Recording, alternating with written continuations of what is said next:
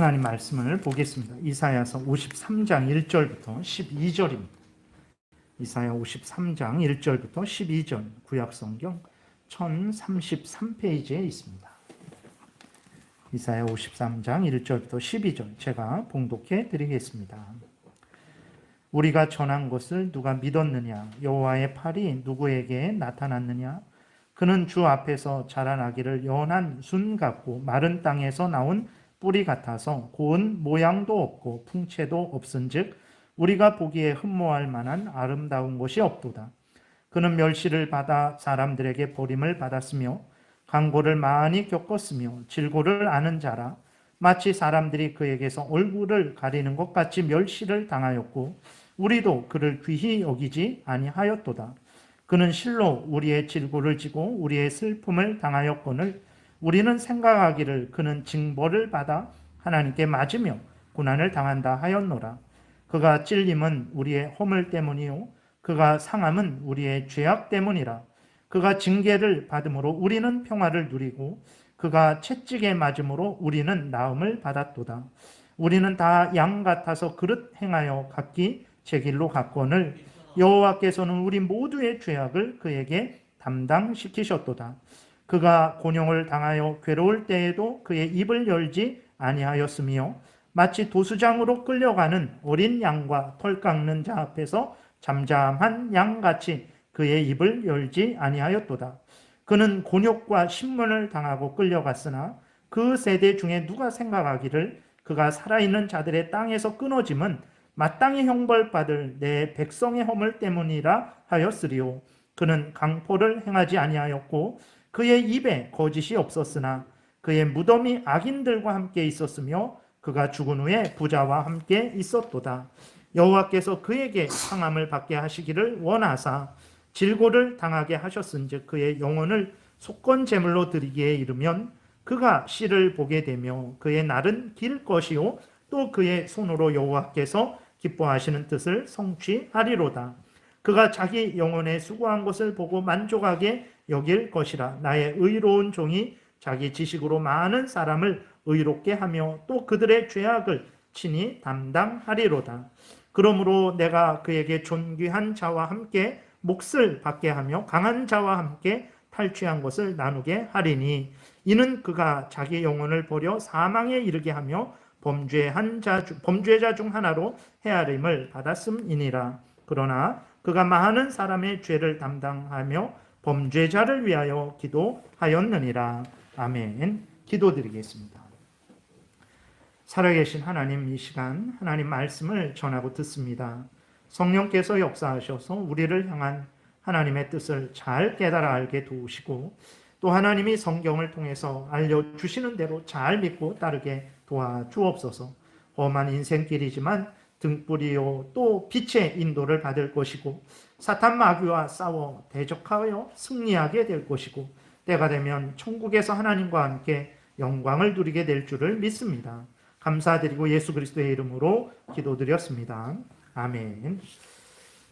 오늘은 이제 지난 시간에 이어서 죄로 오염되고 부패된 인간들이 어떻게 구원을 얻는지에 대해서 말씀을 드리겠습니다. 그래서 이제 오늘 그 이사야 53장을 통해서 하나님께서 죄인들을 구원하시는 그 하나님의 방식이 아주 명확하게 드러나 있는데 그것은 어떤 방식이냐면 이제 우리 죄인들의 죄를 예수 그리스도에게 담당시키시는 거예요. 그것을 뭐 전가시킨다, 떠넘긴다라는 거잖아요. 전가시킨다. 우리 죄인들의 죄를 예수 그리스도에게 전가시키고 예수 그리스도의 의를 우리에게 전가시켜 주는 거예요. 그래서 우리를 구원하시는 그러한 내용이 오늘 본문에 기록되어 있습니다. 그래서 죄로 오염되고 부패된 자들이 구원 얻는 방식은 예수 그리스도를 믿을 때에 예수 그리스도의 우리의 죄가 예수 그리스도에 전가되고 예수 그리스도의 의가 우리에게 전가되어서 우리가 의롭다 여김을 받게 되고 구원을 얻게 된다라는 내용을 말씀을 드리겠습니다. 아담과 하와가 범죄했어요. 그 범죄한 것에 대해서 하나님이 형벌을 하셨죠. 그것은 사망의 형벌입니다.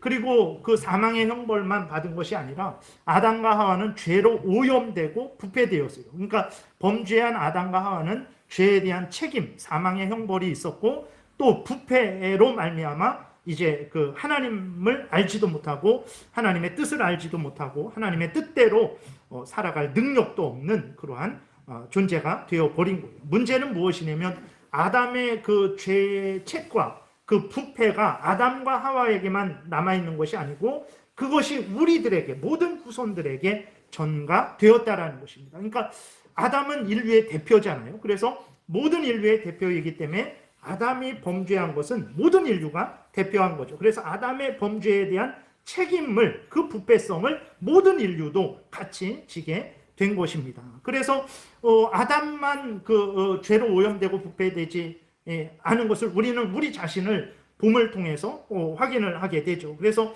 우리들이 어떻습니까? 우리들도 여전히 하나님을 모릅니다. 우리가 지금 이렇게 예수 그리스도를 믿어서 하나님을 알게 된 것이지 그 전에 불신앙에 있을 때에 하나님이 누군지를 몰랐죠. 하나님의 뜻도 모르고 그 다음에 어떻게 살아가야 될지도 모르고 그렇게 살아가고자 하는 마음도 없고 능력도 없고 무능한 자였죠. 그리고 죄로 인해서 하나님의 진노와 저주 아래에 있었고 지옥 형벌을 선고받아서 때가 되면 이제 지옥에 던져져야 되는 그러한 존재였습니다. 그래서 그 로마서 3장 지난번에도 말씀을 드렸지만 그 로마서 3장을 보게 되면은 로마서 3장에 그 모든 인간들이 그 죄로 오염되고 부패된 상태.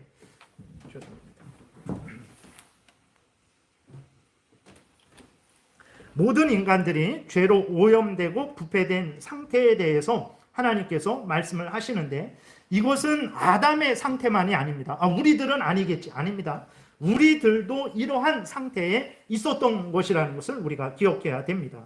10절에 보게 되니까 기록된 바 의인은 없나니 하나도 없으며 깨닫는 자도 없고 하나님을 찾는 자도 없고 다 치우쳐 함께 무익하게 되고 선을 행하는 자는 없나니 하나도 없도다.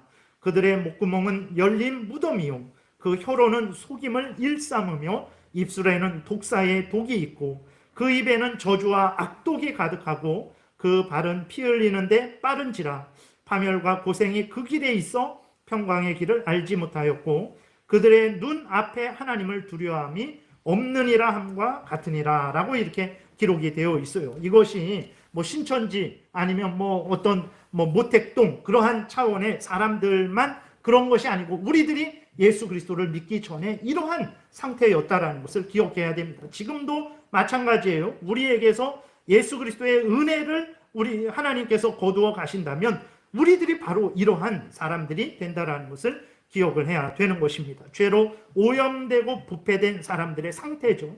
에베소서 2장 1절부터도 보게 되면 그는 허물과 죄로 죽었던 너희를 살리셨도다. 에베소 사람들에 대해서 예수 믿기 전에 에베소 사람들에 대해서 너희들이 이런 상태의 사람들 아니었냐? 바울이 이야기하는 건데 에베소 사람들만 그랬냐? 그러지 않습니다.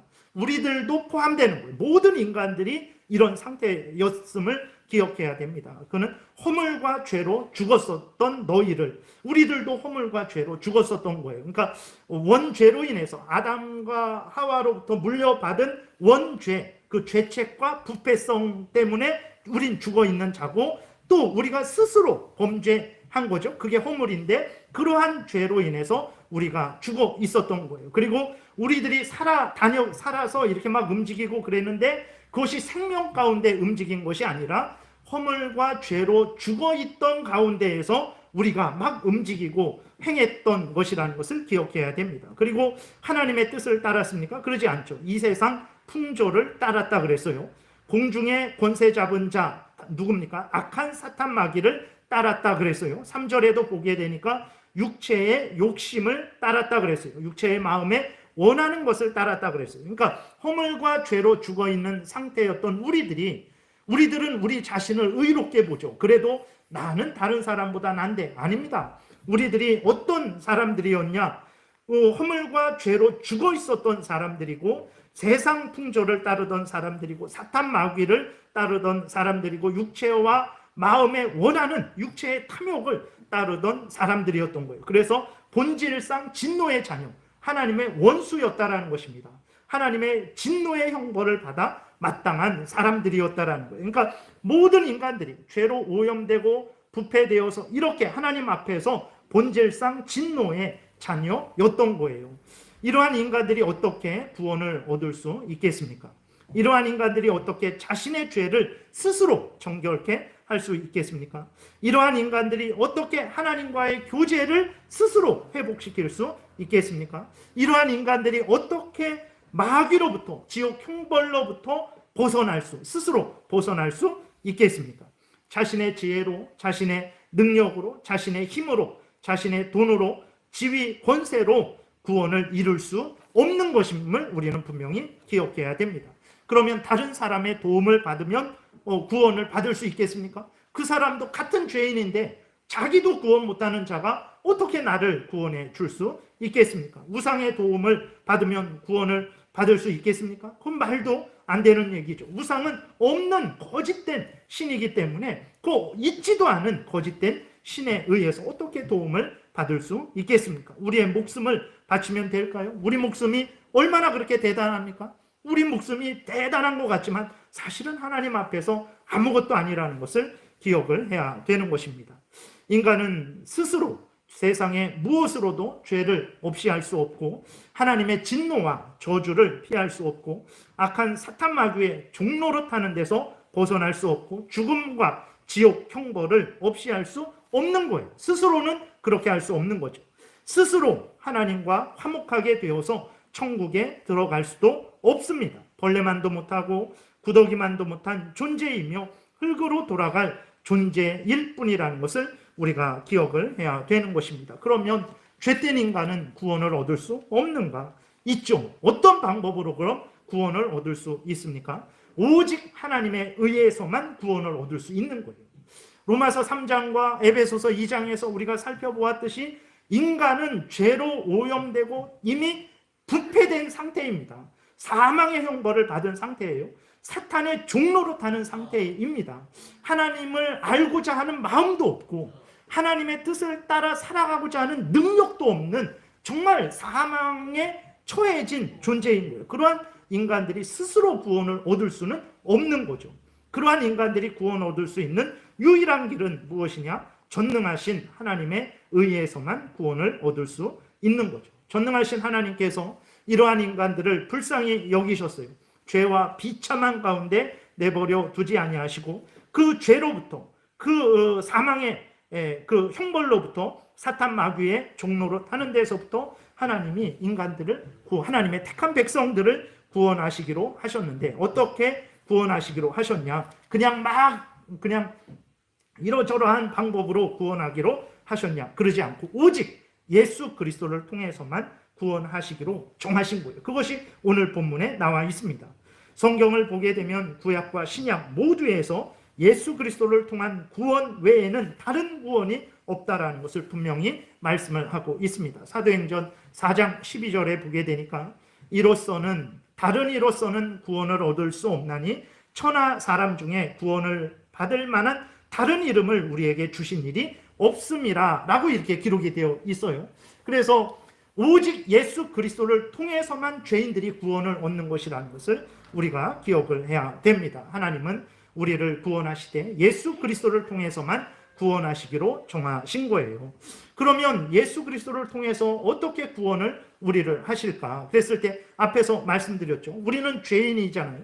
죄의 형벌을 선고받은 자들입니다. 그렇기 때문에 이러한 우리들을 예수 그리스도를 통해서 어떻게 구원하실까? 앞에서 말씀드린 대로 우리의 그 형벌을, 우리의 죄를 예수 그리스도에게 담당시키시고 예수 그리스도가 우리의 죄와 형벌의 대가를 다, 지옥 형벌의 대가를 다 치르시고 예수 그리스도가 얻은 의를 우리에게 덧입혀 주시는 거예요. 우리의 죄는 예수 그리스도에게 전가시키고 예수 그리스도의 의는 우리에게 전가시켜 주셔서 우리를 의롭다 하시고 우리가 받아야 될 형벌을 예수님이 받으셨으니까 우리로 하여금 생명길을 걸어가게 하셨다라는 것을 우리가 기억해야 됩니다. 그래서 아담의 죄가 우리에게 전가됐죠. 우리의 죄가 예수 그리스도에게 전가됐고 예수 그리스도의 의가 우리에게 전가되는 방식으로 하나님이 우리를 구원하신다라는 것을 기억해야 됩니다. 그것을 오늘 그 본문을 통해서 아주 분명하게 우리에게 알려주고 있어요. 본문을 천천히 살펴보면 1절에 보게 되니까 우리가 전한 것을 누가 믿었느냐, 여호와의 팔이 누구에게 나타났느냐, 무슨 말이냐면 구약부터 아담과 하와가 타락한 직후부터 창세기 3장부터 하나님은 예수 그리스도를 증거하셨습니다. 죄인들의 구원자 예수 그리스도를 증거하셨어요. 아브라함에게도 아브라함에게 나타나신 하나님이 누구냐 그랬을 때 뭐 삼위일체 하나님, 성부 하나님, 또 성자 하나님이라는 것을 그렇게 해석을 하기도 합니다. 그리고 14장에서 창세기 14장에서 만났던 멜기세덱이 바로 예수 그리스도를 예표하는 존재였던 거예요. 그러니까 하나님은 아브라함에게도 예수 그리스도를 나타내 주셨어요. 그러니까 구약 때에 특별히 출애굽할 때의 유월절 어린 양이 예수 그리스도를 예표하는 거예요. 그래서 구약의 백성들도 예수 그리스도를 믿음으로 말미암아 구원을 얻은 것입니다. 그래서 뭐 구약 죄인들의 구원자는 과거나 현재나 미래나 오직 예수예요. 과거에는 다른 이름, 오늘은 예수, 뭐 미래 한 1000년, 2000년 흘렀으니까 그때는 부처 아닙니다. 죄인들의 구원자는 과거나 현재나 미래나 예수 그리스도밖에 없다라는 것을 우리가 기억해야 됩니다. 그래서 하나님께서 구약 때에도 예수 그리스도를 증거하셨어요. 그 제사 드리는 것들을 통해서 우리가 레위기는 이거 재미없고 같은 말 반복되고 지겹고 이렇게 생각을 하지만 레위기를 통해서 그 제사법, 그러한 정결법 이런 것들을 통해서 예수 그리스도가 제일 많이 증거되는 것이 레위기라는 것을 우리가 기억을 해야 됩니다. 그래서 이렇게 구약 때에도 하나님께서는 구원자, 죄인들의 구원자 예수 그리스도를 증거하셨는데 거의 대부분이 예수 그리스도를 믿지 않았다라는 거예요. 우리가 전한 것을 누가 믿었느냐? 거의 대부분이 믿지 않았도다라고 이사야가 탄식을 하고 있는 것입니다. 그러나 실망할 것은 없죠. 오늘날도 예수 그리스도를 증거할 때 사람들이 환영하고 귀를 기울이고 말씀 좀 해주세요. 예수님이 누굽니까? 그렇게 하는 사람이 거의 없어요. 그리고 대부분은 정말 조롱하고 멸시하고 배척을 하잖아요. 그럼에도 불구하고 우리가 낙심하지 말아야 되는 이유는 그 53장 1절에 그 뒷부분 보면 여호와의 팔이 누구에게 나타났느냐. 다시 말해서 사람들이 예수 그리스도를 듣지 않고 믿지 않고 배척하지만 그러나 하나님의 능력은, 하나님의 구원은 하나님의 택한 백성들에게는 반드시 나타난다. 여호와의 팔이 하나님의 택한 백성들에게는 나타난다라는 의미로 거기에 기록되어 있는 것입니다. 그래서 수많은 사람들이 예수 그리스도를 배척하지만 그래도 오늘 우리들이 이 가운데 함께 모여서 하나님께 예배를 드리잖아요. 이것이 하나님의 능력으로 되어진 것이라는 것을 우리가 기억을 해야 되겠습니다. 그 다음에 이렇게 보게 되면 그런데 이렇게 구원자, 죄인들의 구원자인 예수 그리스도께서 보게 되면 그럼 왜 이렇게 배척을 받고 조롱을 받고 멸시를 받았을까에 대해서 말씀을 하고 있는 거예요. 보게 되면 왜 예수 그리스도가 그렇게 조롱을 받고 멸시를 받았습니까? 그것은 사람들이 예수 그리스도를 바라볼 때, 예수 그리스도를 바라볼 때 외모로 판단했기 때문에 그래요. 그러니까 일반 사람들이 예수 그리스도를 바라볼 때 세상, 정치, 경제 뭐 이러한 것들을 기준으로 해서 예수 그리스도를 판단하게 되니까 예수 그리스도는 세상적으로, 경제적으로, 정치적으로 뭐 자랑할 것이 하나도 없었던 그러한 예수 그리스도였죠. 그렇게 되니까 예수 그리스도 자신, 예수 그리스도 자신도 그렇게 귀티가 나고 뭐 후광이 비춰지는 그러한 놀라운 그러한 몸을 가진 게 아니었어요.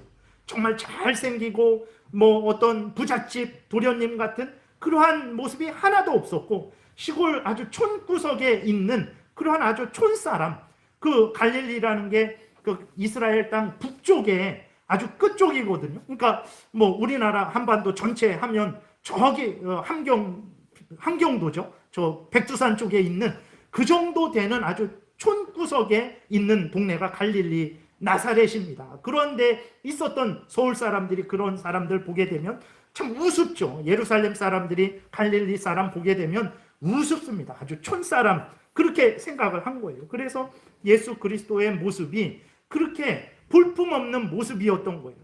믿음의 눈을 뜨고 예수 그리스도를 바라본 것이 아니고 사람들이 세상적으로, 외모적으로, 정치적으로, 경제적으로 예수 그리스도를 바라보니까 정말 예수 그리스도와 친구 안 하는 게 더 오히려 나에게 이득이 되겠다, 이런 차원이 돼버린 거죠. 그 예수 그리스도의 모습이 어떤지를 보게 되면 2절부터 보게 되니까 그는 주 앞에서 자라나기를 그랬어요. 무슨 뜻이냐면 예수 그리스도께서 동정녀 마리아의 몸에서 잉태되셔서 나시면서 그리고 십자가에 못 박혀 죽으시기까지의 그 전체 과정, 주 앞에서 자라나기를, 하나님의 뜻을 따라서 이 땅에 오셔서 이 하나님의 뜻을 이루어 가시는 모든 과정을 이야기하는 거예요. 그 모든 과정 중에서 예수 그리스도의 모습은 어땠냐? 연한 순 같다. 연한 순이라는 게 우리는 참 부드럽고 참 이렇게 좀 좋은 의미로 받아들여지만 그런 의미가 아니라 참 이렇게 아주 미약하고 연약하다라는 거예요. 그러니까 이런 꽃이 뭐 이렇게 나오고 그럴 때 작은 연한 순 나오잖아요. 근데 조금만 잘못 건드리면 그게 뚝 부러진단 말이에요. 그러한 아무런 힘도 없는, 능력도 없는 그러한 모습이라는 거예요. 그리고 마른 땅에서 나온 뿌리 같아서 우리가 길거리 그런 데 보게 되면 길거리에서 나무의 뿌리가 이렇게 땅으로 올라오는 그런 것들을 보게 되죠. 그 뿌리가 뭐 아주 사랑스럽고 아름답습니까? 아주 볼품 없잖아요. 마른 땅에서 나온 뿌리 같다 그랬어요. 예수님의 모습이 고운 모양도 없고 풍채도 없고 우리가 보기에 흠모할 만한 아름다운 것이 없다 그랬어요. 그러니까 예수님의 모습이 정말 이렇게 오늘날 예수님의 사진 그런 거 이렇게 보게 되면 아주 아름답고 멋있고 잘생기고 그런 모습이 아니라는 거예요. 정말 사람들이 봤을 때 고운 모양도 없고 풍채도 없고 흠모할 만한 아무것도 없다라는 거예요. 사진 찍어서 걸어둘 만한 사람이 아니라는 거예요. 모델로 쓸 수 있는 사람이 아니라는 거예요. 그 정도로 예수님의 모습이 초라했다라는 것입니다. 그래서 사람들이 예수 그리스도를 조롱하고 멸시하고 배척했다라는 거예요. 그냥 이렇게 보게 되면 고라사의 광인 거기 군대 귀신 들린 사람을 고쳐주니까 그 군대 귀신들이 돼지떼에게 들어가서 그 돼지떼 2,000마리가 그 호수에 빠져 다 죽었잖아요. 그랬을 때 그 동네 사람이 와갖고 귀신을 내어 쫓고 우리를 구원하여 주시니 감사합니다. 예수님 우리 동네에 들어오십시오라고 했습니까? 아, 예수님 제발 우리 동네 들어오지 말고 제발 떠나십시오. 당신 때문에 우리가 죽겠습니다. 우리 돼지떼 저거 어떻게 하라고 자꾸 이런 일을 하십니까? 제발 다른 데 가십시오. 이런 배척을 받았다라는 거예요. 예수 그리스도께서. 그 다음에 3절에 보게 되면 그는 멸시를 받았다 그랬어요. 사람들에게 버림을 받았다 이렇게 기록되어 있습니다. 예수 그리스도의 모습은 간고를 많이 겪었다 그랬어요. 슬픔을 많이 겪었다라는 것입니다. 질고를 아는 자라. 그러니까 우리들이 질병에 걸렸을 때 우리들이 질병에 걸려 고통하는 것을 예수 그리스도께서 아신다라는 거예요. 그러니까 같이 동감하신다라는 그런 의미거든요. 예수 그리스도가 바로 그러한 간고를 많이 겪고 질고를 아는 자, 그런 아픔을 많이 아는 자예요. 그러니까 아무런 흠모할 만한 것이 없는 거죠. 그래서 마치 사람들이 그에게서 얼굴을 가리는 것 같이 멸시를 당하였고 우리도 그를 귀히 여기지 아니하였도다 그랬어요. 그러니까 우리들도 마찬가지예요. 예수 믿기 전에 우리들도 어땠습니까? 예수님 다른 사람 다 예수님 배척할 때 우리가 정말 예수님께 달려가서 예수님을 알아봤습니까? 그러지 않죠. 우리들도 예수님이 누군지, 그분이 얼마나 존귀한 분인지, 예수 너나 믿어라 라고 했던 그런 예수님을 조롱하고 멸시했던 우리들이죠. 그 3절 끝부분에도 보게 되면 우리도 그를 귀히 여기지 아니했다 그랬어요. 지금도 예수 그리스도의 모습이 아름답고 흠모할 그런기 때문에 우리가 예수 그리스도를 외적으로 믿고 따르는 것이 아니잖아요. 그랬을 때에 우리가 이렇게 예수 그리스도를 우리가 알아야 될 것은, 예수 그리스도를 믿는 것은 이제 죄인들이 예수 그리스도를 알아보고 예수 그리스도를 믿는 것도 죄인들이 스스로 알아보고 스스로 믿는 것이 아니라는 것을 기억을 해야 됩니다. 죄인들의 눈은 어두워졌고 귀는 닫혀졌고 깨닫는 마음은 전혀 없었던 우리들인데 어떻게 그러면 우리가 예수 그리스도를 믿게 됐냐? 예수 그리스도를 믿게 된 것도 성령께서 나에게 먼저 다가오셔서 내 눈을 여시고 내 귀를 여시고 내 마음에 깨닫는 마음을 주셨기 때문에 그때서야 죄로 오염되고 부패되었던 내가 예수 그리스도가 하나님이 보내주신 구원자구나 라고 이렇게 믿게 된 거예요. 고린도전서 12장 3절에 보게 되면 이렇게 기록되어 있죠. 그러므로 내가 너희에게 알리노니 하나님의 영으로 말하는 자는 누구든지 예수를 저주할 자라 하지 아니하고 또 성령으로 아니하고는 누구든지 예수를 주시라 할 수 없느니라 그랬어요. 인간이 먼저 예수 그리스도를 알아보고 예수님은 구주구나 라고 말하는 게 아닙니다.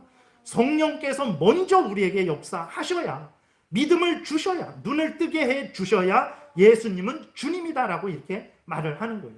죄인들이 먼저 하나님 앞에 다가가는 게 아닙니다. 하나님께서 먼저 우리에게 다가오시는 거예요.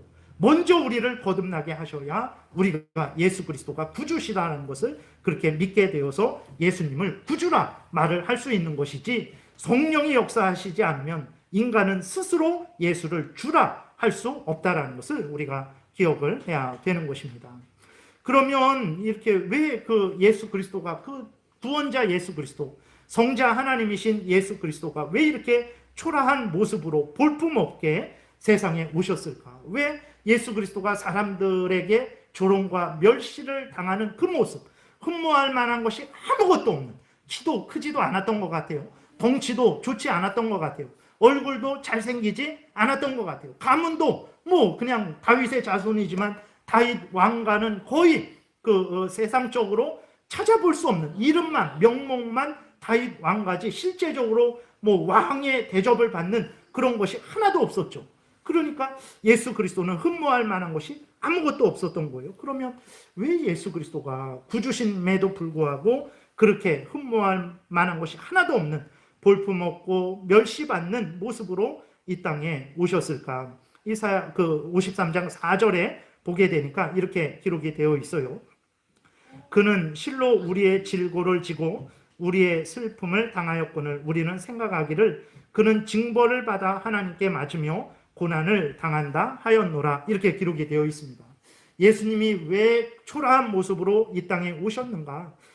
그것은 바로 우리의 질고를, 우리의 슬픔을 예수 그리스도께서 담당하셨기 때문이라는 것을 우리가 기억해야 됩니다. 그러니까 예수 그리스도께서 우리를 대신해서, 우리의 죄를 대신해서, 우리의 그 형벌을 대신 받으신 것이 십자가에 달리실 때, 채찍에 맞을 때, 유다의 배반으로 인해서 대제사장의 무리에게 잡혀져서 로마 군대에 넘겨져 그때부터 우리의 질고를 짊어지신 것이 아니라 예수 그리스도께서 이 땅에 잉태되실 때부터, 인간의 몸으로 이 땅에 나실 때부터, 그때부터 예수 그리스도께서 우리의 질고를 짊어지셨다라는 것을 우리가 기억해야 됩니다.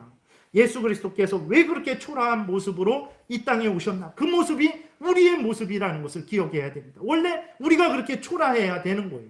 우리가 그렇게 조롱을 받고 멸시를 받고 배척을 받아야 되는 건데, 예수님이 날 때부터 우리의 모든 질고를 대신 지시고 우리를 대신해서 조롱을 받고 우리를 대신해서 멸시를 받고 우리를 대신해서 배척을 받으셨다라는 것을 우리가 기억을 해야 됩니다. 예수 그리스도께서 원래 그렇게 못나셔서 그렇게 못난 모습으로 오신 것이 아니라 우리의 모든 질고를 짊어지시고 오셨기 때문에 그렇게 초라한 모습으로 오셨다라는 것을 기억해야 됩니다. 55절에도 보게 되면 그가 찔림은 우리의 허물 때문이요. 그렇죠. 우리가 행한 범죄 때문에 예수 그리스도가 창에 찔리신 거예요. 그가 상함은 그랬습니다. 이게 단순히 이렇게 뭐 주방에서 칼질하다가 손을 베어서 상했다 이 정도가 아니라 눌러 부스러뜨려졌다라는 차원의 의미거든요. 그 예수 그리스도가 정말 눌러 부스러뜨림을 당하신 것 같은 그 상함을 받은 것은 우리의 죄악 때문이라. 그가 징계를 받음으로 우리는 평화를 누리고 그가 채찍에 맞음으로 우리는 나음을 받았도다. 이렇게 기록이 되어 있어요. 여러분, 우리가 이렇게 하나님의 자녀가 되어서 생명길, 천국길을 걸어가게 된 거, 우리가 이렇게 하나님의 자녀로 교회에 모여서 예배를 드리게 되는 거, 우리 예수 그리스도가 우리의 질고를 짊어지시고 우리 대신 창에 찔리시고 우리 대신 부스러뜨림을 당하시고 우리 대신 징계를 받으심으로 말미암아 우리가 이렇게 아무런 그런 하나님의 징계를 받지 않고 여기에 모여서 예배를 드리고 있다라는 것을 우리가 기억을 해야 됩니다. 우리의 지혜와 능력과 공로 때문에 구원이 이루어지는 거 아닙니다. 여러분, 우리가 잘한 것이 무엇입니까? 우리가 일평생 정말 이렇게 수십 년 같이 부부로서 삶을 살아가죠. 근데 우리가 수십 년 부부 생활을 하면서도 정말 아내가 남편의 그 모든 것을 정말 앞에서 모든 것을 다 만족시켜 줄 수 있습니까? 남편이 아내를 만족시켜 줄 수 있습니까?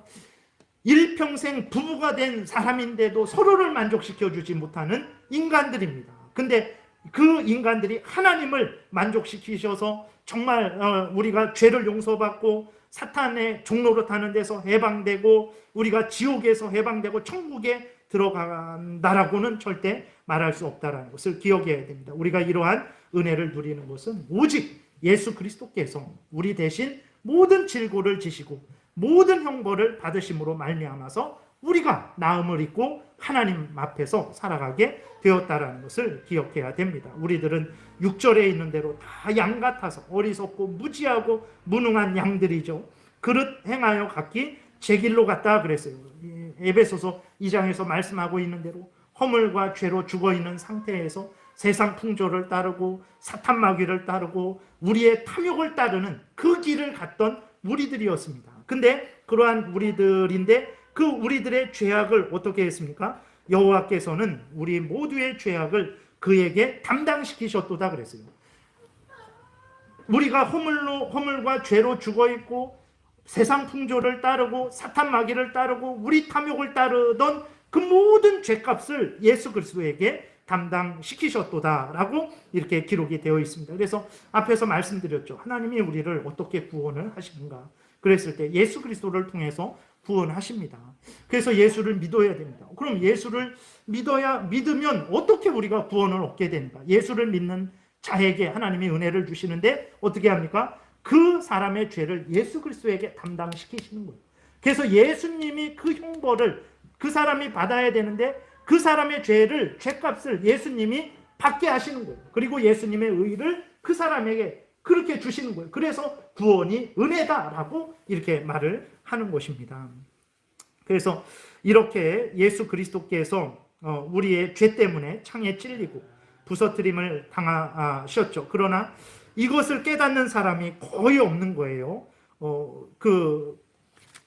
7절에도 보게 되면 그가 곤욕을 당하여 괴로울 때에도 그의 입을 열지 아니하였으며 마치 도수장으로 끌려가는 어린 양과 털 깎는 자 앞에서 잠잠한 양같이 그의 입을 열지 아니하였도다.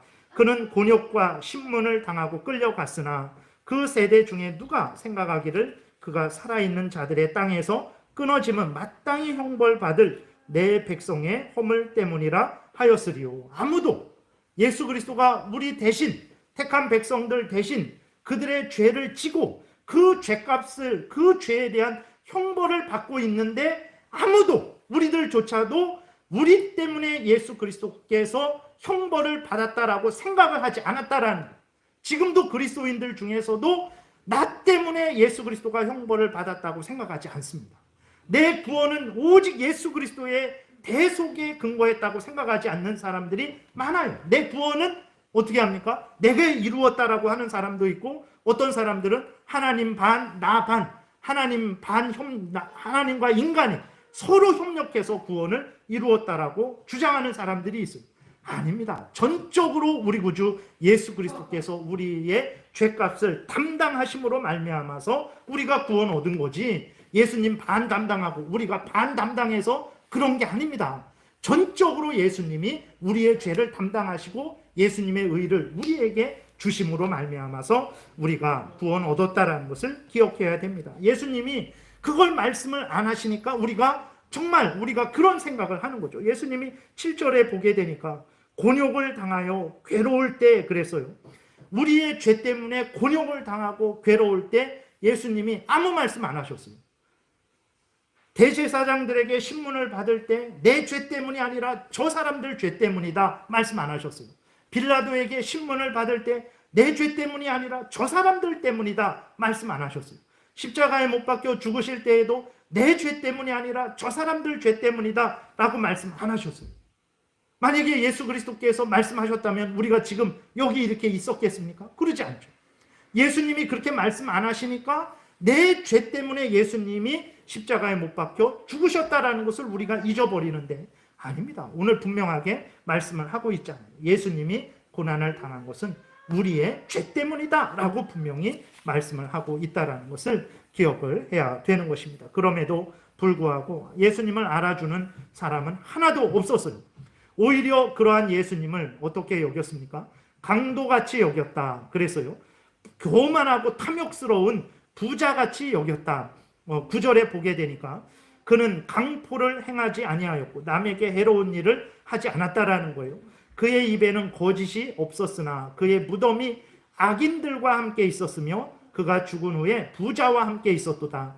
여기서 말하는 부자는 탐욕스러운 부자를 말합니다. 그러니까 그렇게 은혜로우시고 자비로우신 예수 그리스도가 악인들, 강도같이 여김을 받고 탐욕스러운 부자처럼 여김을 받았다라는 거예요. 그러니까 부자가 다 탐욕스러운 건 아니죠. 그러나 그런 사람들이 종종 있습니다. 어떤 사람이 그 얘기를 들었는데 이렇게 미국의 영주권이 있는 사람인데 그 사람이 병원에 와서 뭐 이렇게 주사를 맞는데 뭐 간호사랑 이렇게 저렇게 이야기를 해요. 그러면서 미국 이야기 뭐 이렇게 저렇게 이야기를 하다가 간호사가 미국을 모르니까 가봤어야 미국을 알죠. 모르니까 뭐 미국에 대해서 잘못 말을 했나 봐요. 그랬더니 그 영주권 있는 사람이 부자죠. 오늘날에 미국에 영주권 있으면 그래도 보통 일반적인 사람들보다는 더 부자잖아요. 그랬더니 그 사람이 그렇게 얘기했대요. 미국 안 가보셨어요? 그렇게 얘기했대요.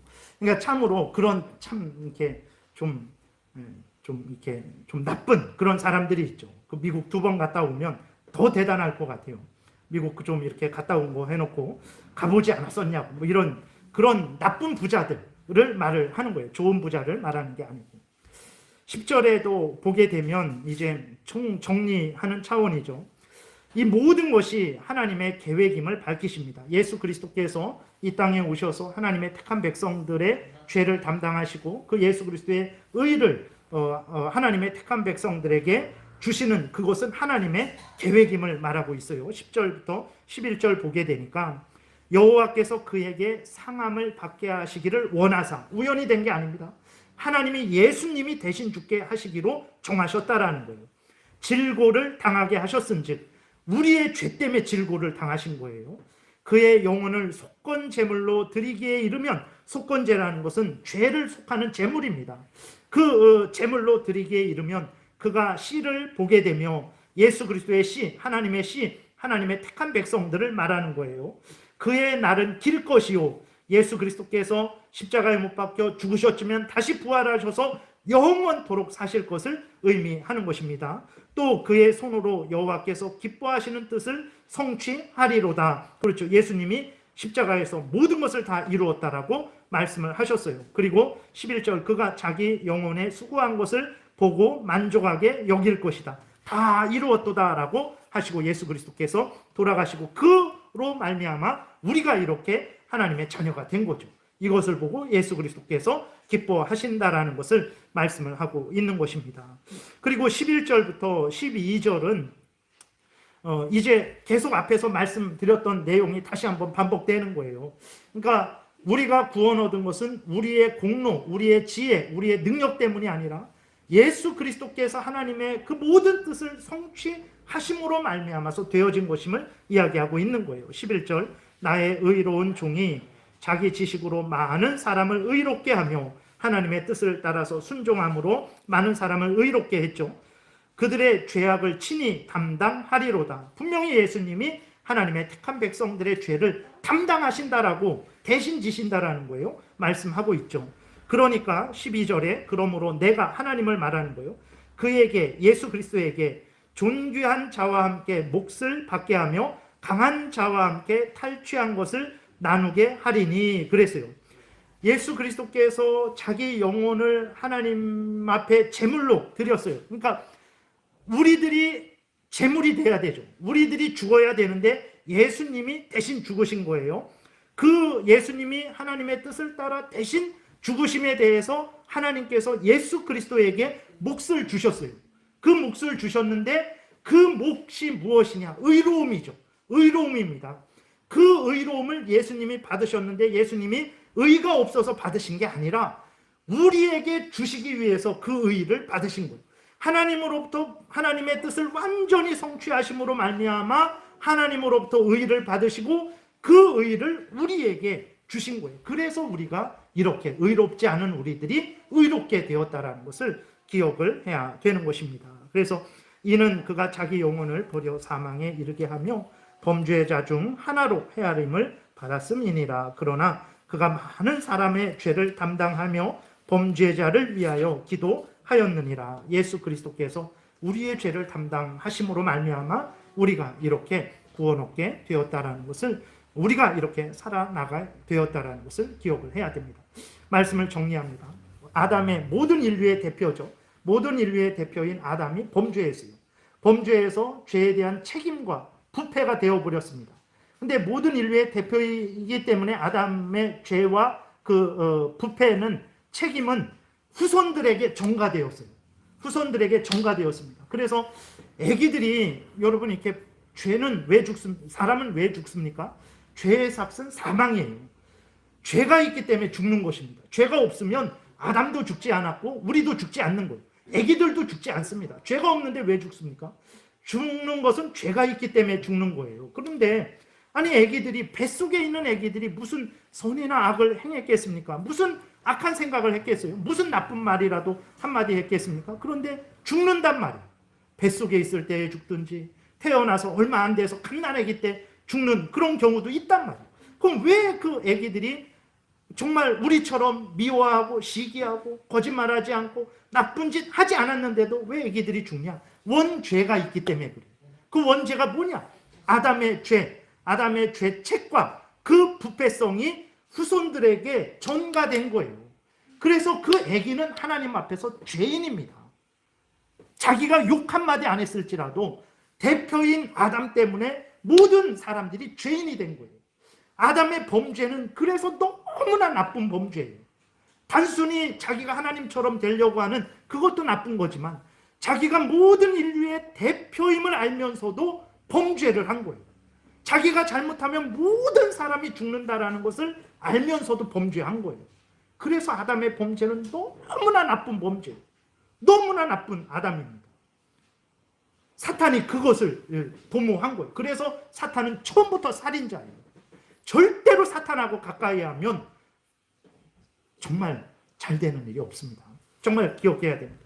그래서 아담의 죄가 모든 인간들에게 전가된 거예요. 그래서 모든 인간들은 앞에서 말씀드렸지만 의인은 하나도 없다 그랬어요. 목구멍은 열린 무덤이라 그랬어요. 그런 사람들이 어떻게 스스로 구원을 얻습니까? 못 얻습니다. 깨닫지도 못하는데, 알지도 못하는데, 행할 마음도 없고 행할 능력도 없는데. 그러니까 하나님이 어떻게 하냐? 인간이 스스로 공로를 세워서 구원 얻는 게 아니라 예수 그리스도를 보내주신 거예요. 인간의 죄를 예수님에게 담당시키신 거예요. 예수님의 의를, 예수님이 하나님으로부터 받은 그 의를 우리들에게 주신 거예요. 예수를 믿는 자의 죄를 예수님에게 담당시키시고 예수님의 의를 그 사람에게 또 이렇게 전가시킨 거예요. 담당시켜 주신 거예요. 그래서 우리가, 지금도 여러분, 우리가 얼마나 의롭습니까? 우리가 얼마나 대단합니까? 우리들은 우리를 가장 잘났다라고 생각하지만 우리들이 서로 한 10분만, 1시간만 얘기하면 서로가 서로를 정말 진짜 지옥에 던져줘도 마땅한 사람이라고 서로 증거할 거예요.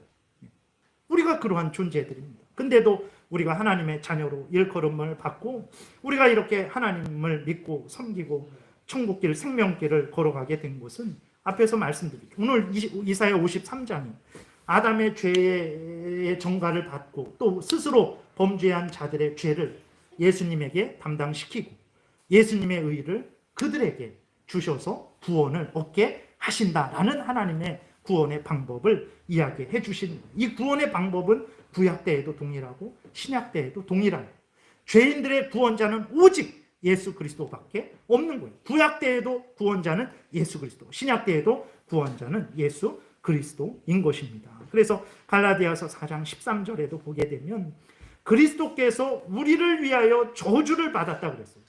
예수 그리스도의 죄 때문에 저주받은 게 아닙니다. 우리를 위해서 대신 저주 받으신 거예요. 율법의 저주, 하나님의 뜻을 행하지 않은 자들은 사망의 형벌을 받는다라는 그 율법의 저주에서 우리를 속량하셨대요. 그 죄값을 치르고 자유롭게 풀어냈다라는 거거든요. 속량이라는 것은 죄값을 치르고 자유롭게 했다. 값을 치르고 자유롭게 하신 거예요. 예수님이 우리 대신 죽어서 우리를 자유롭게 하신 거예요. 기록된 바 나무에 달린 자마다 저주 아래에 있는 자다. 예수님이 왜 저주를 받습니까? 우리의 저주를 대신 받았기 때문에 예수님이 저주받았다 그러는 거예요. 고린도후서 5장 21절에 하나님이 죄를 알지도 못하시니 예수 그리스도죠. 우리를 대신하여 죄로 삼으셨다 그랬어요. 우리의 죄를 예수님에게 담당시키셨기 때문에 예수님을 죄인으로 삼으신 거예요. 그래서 우리로 하여금 그 안에서 하나님의 의가 되게 하려, 우리의 의 때문에 의로운 인간이 아닙니다. 예수 그리스도의 의를 우리에게 주셔서 우리가 의인이 된 거예요. 우리의 죄는 예수님에게, 예수님의 의는 우리에게 주신 것입니다. 이게 믿음을 통해서 이루어지는 거죠. 성경 전체가 이것을 말하고 있습니다. 구원은 하나님에 의해서 시작된 거예요. 예수 그리스도에 의해서 성취된 것이고 성령에 의해서 우리에게 적용되어지는 것입니다. 구원은 하나님에 의해서 시작되고 하나님에 의해서 유지되고 하나님에 의해 마무리되는 것입니다. 그러면 다 하나님에 의해서 되어지니까, 하나님의 은혜에 의해서 되어지니까 우리는 그럼 마음대로 살아도 되는가? 그거는 사탄의 교묘한 속임입니다. 창세기부터 계시록까지 마음대로 살라는 말 한마디도 없어요. 두렵고 떨림으로 너희 구원을 이루라라고 말씀을 하셨습니다. 하나님이 왜 우리의 죄를 예수님께 담당시키시고 예수님의 의를 우리에게 전해 주셨겠습니까? 그것은 바로 우리를 구원하셔서 이제는 사탄의 종로로 타지 말고, 우리 탐욕의 종로로 타지 말고, 세상 풍조를 따르지 말고 하나님의 자녀 되어서 하나님을 사랑하고 하나님의 명령을 따라서 하나님의 영광을 위해서 살아가라고 우리에게 이 은혜를 주신 것이지, 다 해줄 테니까 너희들 마음대로 살아라라고 해주신 게 아닙니다. 그래서 이 은혜를 받은 사람들은 반드시 확인을 해야 돼요. 내가 하나님을 더 사랑하고 있는가? 내가 하나님의 말씀을 더 따라 살아가고 있는가? 그렇지 않다면 은혜를 잘못 받고 있는 것입니다. 그거는 사탄에게 속고 있든지 아니면 자기가 정말 이렇게 잘못 행하고 있는 거예요. 그래서 하나님이 이러한 구원의 은혜를 예수 그리스도를 통해서 주신 것은 하나님께 감사하고 하나님께 영광을 돌리며 살아가라고 주신 것임을 깨달아 알고, 우리가 이 은혜를 받은 자로서 범사에 하나님을 인정하고 하나님을 의지하며 하나님의 명령을 따라 교회에서뿐만 아니라 가정에서도 직장에서도 국민으로서도 그렇게 살아가야 되는 것입니다. 기도드리겠습니다. 살아계신 하나님 아버지, 감사합니다. 우리가 무엇이간데 예수 그리스도를 보내주시고 예수 그리스도로 하여금 우리의 모든 죄값을, 죄에 대한 책임을, 형벌을 담당시키시고 대신 저주를 받아 죽게 하시고 예수 그리스도의 의를 우리에게 주셔서 우리를 의롭다 칭해 주시고 우리를 거룩하게 만들어 가시는지요. 이러한 은혜를 주신 목적을 분명히 깨달아 알게 도우소서. 하나님을 영화롭게 하고 하나님으로 인해 기뻐하고 즐거워하게 하려고 예수 그리스도로 대신 죽게 하셨다라는 것을 깨달아 알고 범사에 하나님을 영화롭게 하며 하나님으로 인해 기뻐하는 인간의 본분을, 하나님의 뜻을 행하는 우리 모두가 되게 도와주옵소서. 예수님 이름으로 기도드렸습니다. 아멘. 400